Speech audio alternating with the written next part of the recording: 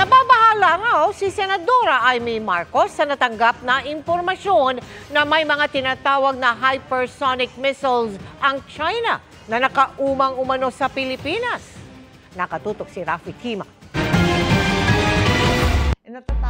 Sa post ni Senador Amy Marcos sa social media, sinabi niyang meron daw siyang ikinatatakot. May nakita ako na plano ng China na gagamitin yung hypersonic missile. Hindi naman nila iniisip na lulusob dito sa Pilipinas yung katakot-takot na army nila, mga navy nila. Hindi ganoon. Ang plano, air. At ang plano yung hypersonic missile at nakatakda na yung 25 na target nila.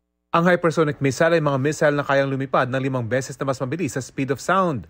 Kaya sinasabing mahirap o imposibleng maharang ng ibang air defense systems. Hindi sinabi ng nakatatandang kapatid ng Pangulo kung saan niya nakita ang plano, pero kinabahan daw siya, lalo na nang malaman daw niyang hindi kayang pigilan ng Amerika ang hypersonic missile ng China.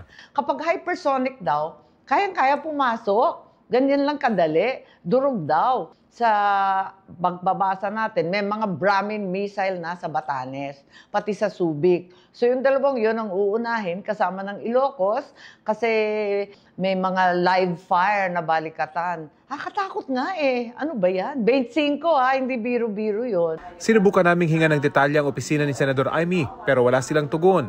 Ang Department of Foreign Affairs at Department of National Defense wala pa rin komento sa ngayon. Ang Chinese Embassy naman sa Pilipinas, sinabing titingnan daw muna ang post ng senadora. Una nang nagpahayag ng pagkabahala ang China maging ang Russia sa pagpasok sa bansa ng Typhoon Weapon System Mid-Range Capability Launcher ng United States Army.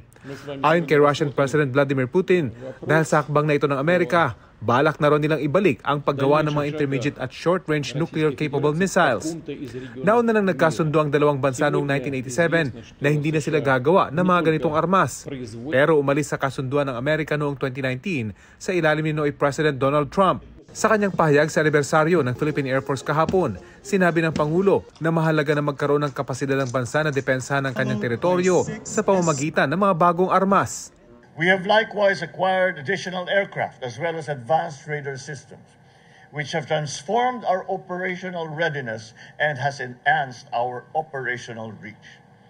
Indeed, these assets contribute to an agile Air Force, capable of protecting our nation, our people, and our resources, and dedicated to ensure that we are ready to face challenges with advanced precision, speed, and force.